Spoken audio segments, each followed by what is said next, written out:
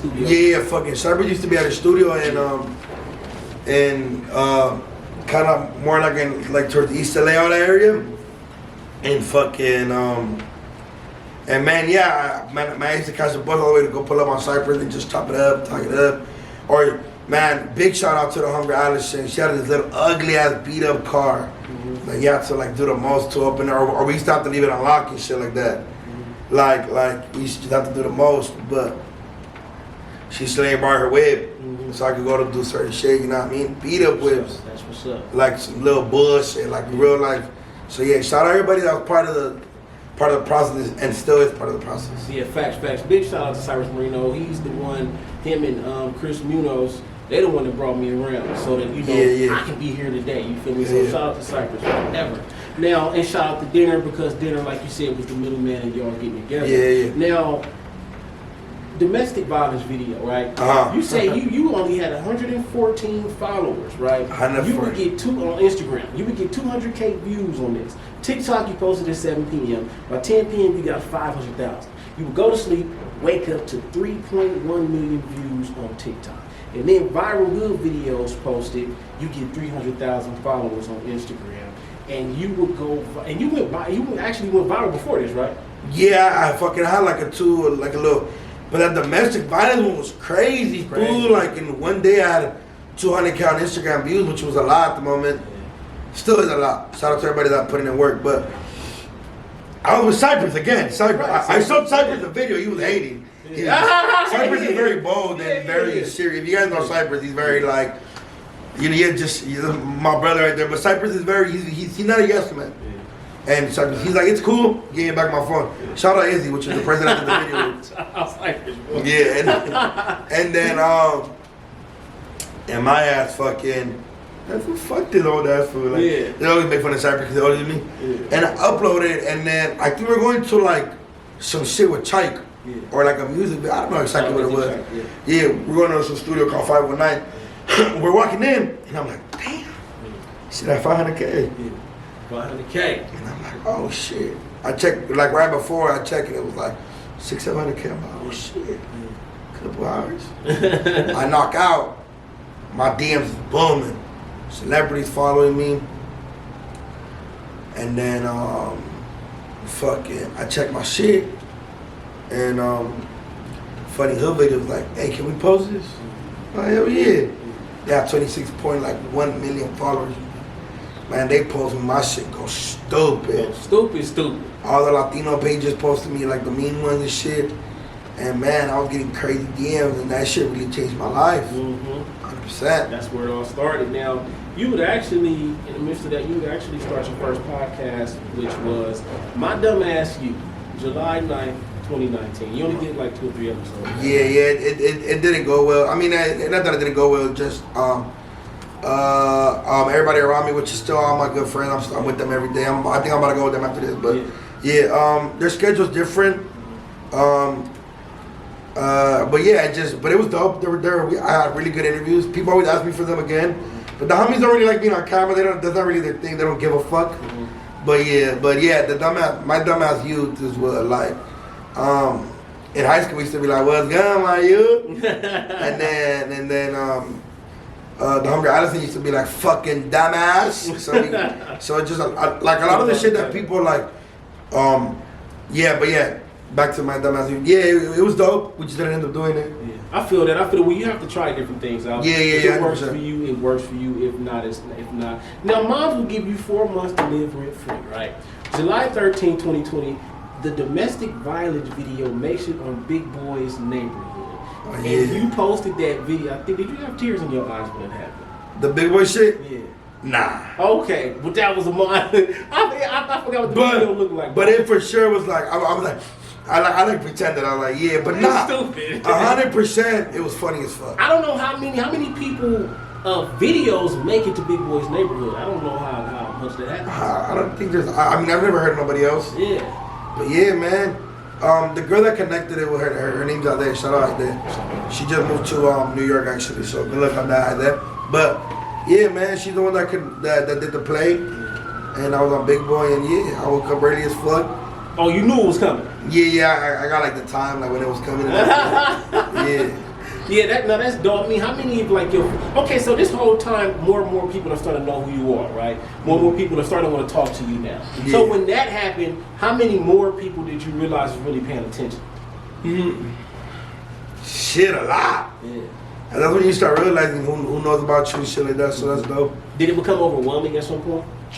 Nah, man, I'm taking it all in. Come on, let's get it. Yeah. You got to. That's right. You got to. You asked for it, so you here. Now, Cali will become your manager after a tweet that you made about basically needing a manager, or should you have a manager? Right? Yeah. And you credit Cali, Cypress, and Vic with always believing in you, like you know we spoke about Cypress already. So when you would actually meet Cali, what is the relationship like with Cali? And shout out to Cali, he is the GOAT right now living, if you ask me. Shout out to Cali. So what's the relationship like with Cali, and what made you guys come together so well? It's a very two different worlds. I guess he could put up with me. I think that's probably a good reason. I'm very like on point about shit. I'm a very frustrated person. I would say I like shit done. I'm a very last minute person. Like if I feel like I want to film a movie today, I'm gonna film a movie today. I'll figure it out. So yeah, he's very on point, and he just always was dope. Like he just had a good time and shit like that. Do you feel like you like patience? Because I feel like I'm a guy, like when I want something done, I'm just gonna do it. Like I don't even care. Oh yeah, like wait, for you asking me if I have patience? Yeah, like do you like patience? Probably not. Yeah. Probably not. I'm very bad at shit. Kylie also know I'm very homie or homegirl orientated. Like where I don't want to go to the studio time because I want to just go hang out with the homies at the house and play 2K and lay down and bullshit and fight and argue with the homegirl and play with the baby. Like I'm very like my friends, my family are very important, and he understands that. Like I don't want to do shit if my homies can't come. I feel that. And it's not in because I know there's time and place for everything, but like I don't care about this rapper. Like why can't my homie come in? You know, and Cali's a big understanding on the way I'm orientated and like. Yeah, like if I have like if I have something to do, then I'm gonna do it. You know what I mean? Like I have a compromiso, that's what I'm gonna do. I feel that. I feel that straight like that. You gotta be able to work now. Yeah. Your first stand-up comedy set, you said you bombed. Right? Bomb like a motherfucker. Okay, and shout out to Noel G. Noel G was actually like this. So let's talk about this. A lot of people don't really understand the feelings behind this, right? When you go up there and bomb, speak on the feelings that you had knowing like, man, it's kind of like when you're talking and nobody's paying attention. Like, okay, have you ever been to a rap show? Because I know you interview probably more rappers, right? Sure. Yeah, when you go to a rap show and nobody knows who you are, it's kind of like a... It's like crickets, huh? Yeah. There's always like that one crazy fan that's just going crazy for everybody. Yeah. But, yeah, man. It was bad. So, what did you apply for the next time? Because you would actually do like a third stand-up comedy thing. I think it was in Long Beach. What did you apply after that to make sure that you could get more of a reaction or that you were better? It's just preparing. To this day, I suck at it. Okay. Because that's a very hard craft. It's not for everybody. Yeah, and then people get smacked. You remember Chris Rock? Yeah, facts. Yeah. Yeah, but nah, man, it's about just preparing, and I'm not 100% dedicated to it. Okay. But 100% when I'm ready to 100% do it, then it's just gonna be go time. Okay, so do you know the game plan to beat 100%? Nah, man, I don't think there's a game plan for it. Okay. I just think you gotta do it. You just gotta go out there and have it naturally. Now, December 24, 2020, you would have actually appeared in the movie Sancho Claus. Yeah. Now, how was that working on? Was that your first movie? Yeah. Okay, cool. Now, how was it putting that together? I mean, being your first taste at acting in a movie, how was that whole situation? Man, shout out Bernice. She should have said she runs like a casting agency. She let me hold you on audition for the shit. Cool as fuck. OG. Shout out her and her team. It's a beautiful thing what she's doing. Having like a lot of gang members like get into these movie roles and get into these movies. So it's dope what she does. She's amazing. And she let me when you want to try out for the shit. I want to go try out for it. Me and Dinero got the role. It was a hard movie. Not a big budget behind it. Yeah. So we had to do a lot of the. You gotta start somewhere. I mean, yeah, 100%. I'm blessed with the movie role. Yeah. But it was cool. Yeah. Now, January 26, 2021, you did G. Perico would drop the Welcome to the Land video. You know what I'm saying? Welcome to the Land. Well, you describe a lot of females, right? And you said you had to deal with some flack behind that. So when you dealing with this flag, did you ever, like, did somebody ever come at you in person about this? About what? About you saying the East, she's an East Side girl, she got this. She from, what you said, she from Inglewood, if she know everybody, and you said one girl know everybody that get killed. Oh, I think when I made a skit about about the different people in the section. Yeah, facts. So I made a skit about like downtown, East LA, Inglewood, Hollywood, Mid City. Nah, man, it was all laugh. Like I think I said like, oh man, every girl from the low bottoms, fucking they write G-Write and announced it all day. And then I was like, and then I said like, oh man, every girl from Hollywood wants to live at the Da Vinci. And like every girl from Mid City thinks she gangster, but she just too boozy. Yeah, nah, it was all love. Man, and that video was, I had hella positivity. Like everybody was like, oh, I know a bitch like this, or that's my bitch. No, I mean it was definitely on point. You feel what I'm 100%. saying? So that was crazy how you were able to. How long did it take you to come up with that though? Like, did you have to think about it for a second? Man, nah. Like a lot of these videos, it just come naturally. Sometimes I'll like stutter in the video, or like I'll forget what I gotta say, and then I'll be like, okay, I gotta redo this shit. But nah, most of the time it's all love. That shit cool as fuck, yeah. No, that's what's up, man. Make sure y'all tune into that video if it happens. What's the relationship like with G Perico? Oh man, it's dope. I mean, at least from what I know, shit. Shout out J. Perico. He gave me the opportunity to be part of the Welcome to the Land, where, which is one of his probably like that's overall, even though I was part of the tape. I mean, part of the music video. Probably one of my favorite songs to this day. He talks just J. Perico has a dope mellow voice that I fuck with. Yeah, fact. And J. Perico wasn't even there when I filmed I this heard shit. G Perico flaked on you one time or something like that. Y'all supposed to link up in the studio or something. Probably. I think they flake on me. Nah, but yeah, man. Shout out J. Perico. He gave me a dope opportunity. To this day, hella people recognize me. Like, hey man, I seen you on Welcome to the Land. After that, I started fucking with your video. So man, it was dope. Shout out Maximo. He's the one that recorded. Maximo and Dom. We recorded that shit, and it was just me arguing with like I think my girl. Like I was pretending to be like. Nah, man, I can't go to your house. Yeah, the homie said I'm too fat. The homie said I'm too fat. I can't wear. What you said? I can't wear a white T-shirt. I'm too fat. What you say? I was like, nah, man, they can't put me on a T-shirt. I'm too fat. Yeah, but man, shout out J. Perico for the opportunity. Facts. That was clever, man. Now, No Jumper, you make your first appearance May 12th, 2021, and you spoke on Adam having a headache, which ended up being the reason why you ended up on the show. You also speak on how AD robbed you of your own show. You're supposed to have your own show. Yeah. Speak on how, shout out to the legend AD. Yeah, Crip Skylark. Crip Skylark. Speak on how that situation played out, and were you prepared to have your own show after that? Man, so me and House Phone have filmed a couple little, a little preview, a little like pilot that never got released. I had done an interview prior to that. And then shit, Adam one day invited me to go do the Tuesday show, which is the No Jumper show.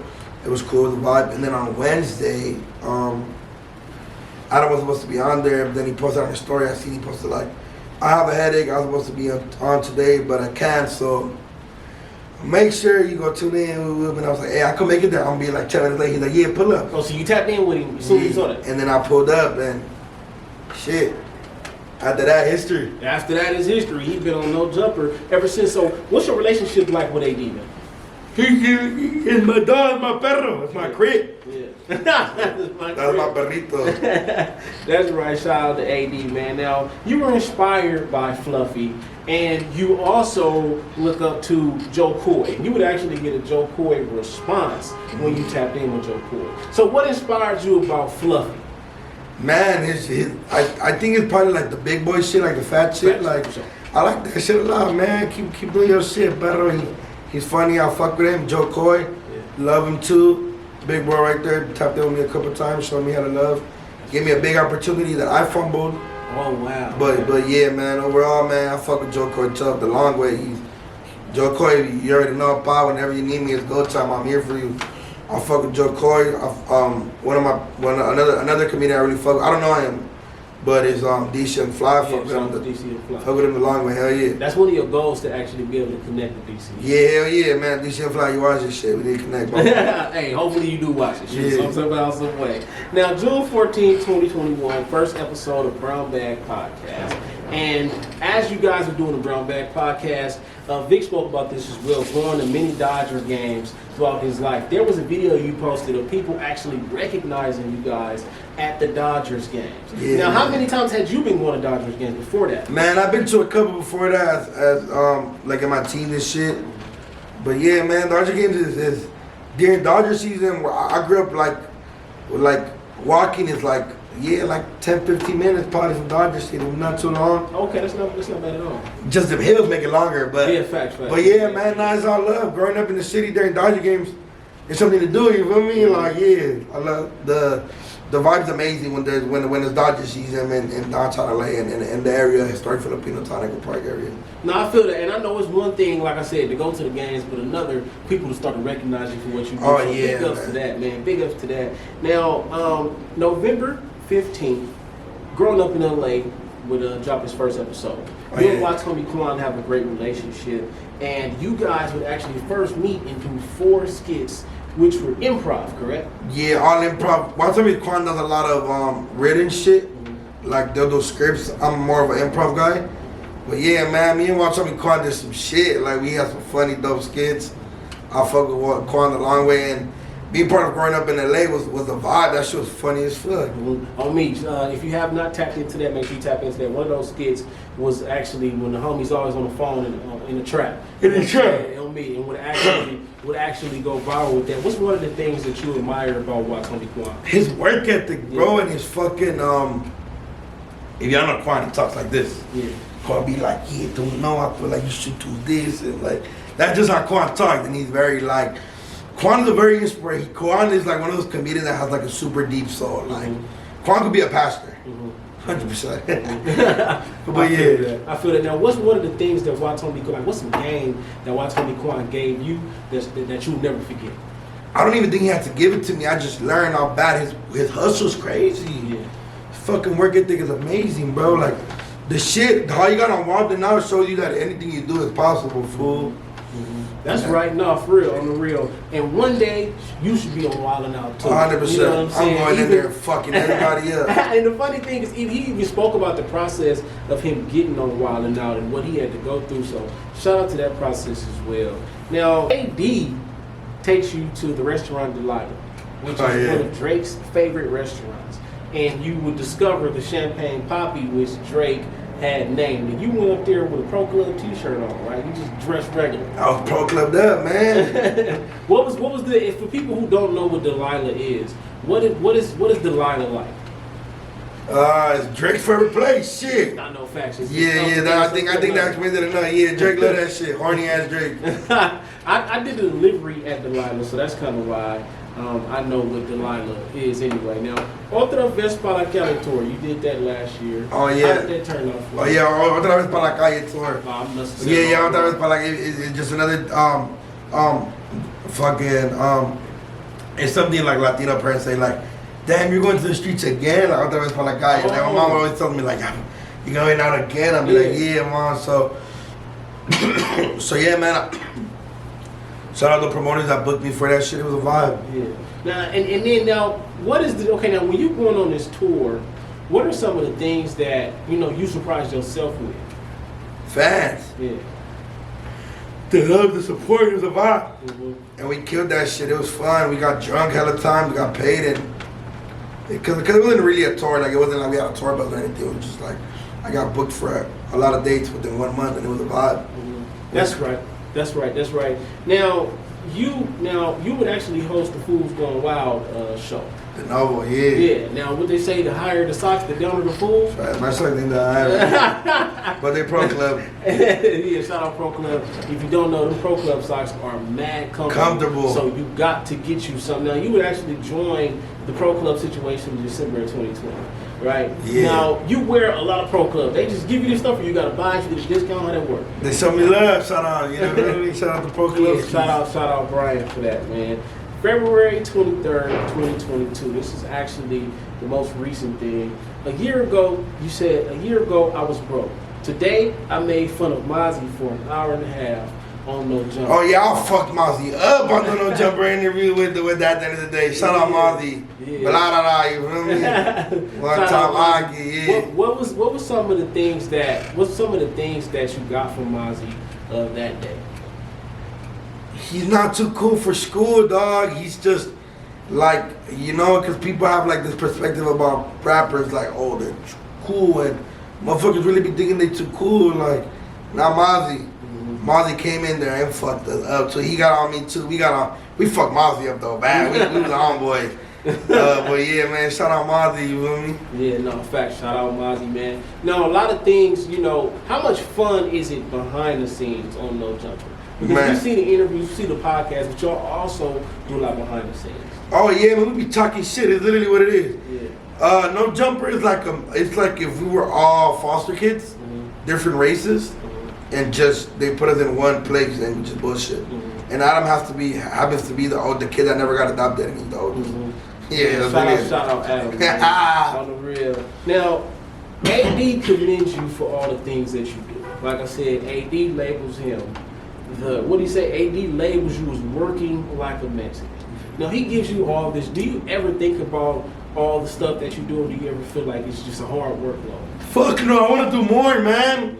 This last year was very hard for me. I felt like I just couldn't find. I was trying to find myself again. I want to do more shit. I want to be like. That's why I've been dropping more skits lately. I've been a little more on it. But yeah, man, it's time to you gotta find yourself. You gotta do more. I want to do more. I want to do some acting. I want to do all that. So I want to do more. I want to do more. I want to do more. I want to do more. I want to do more. I want to do more.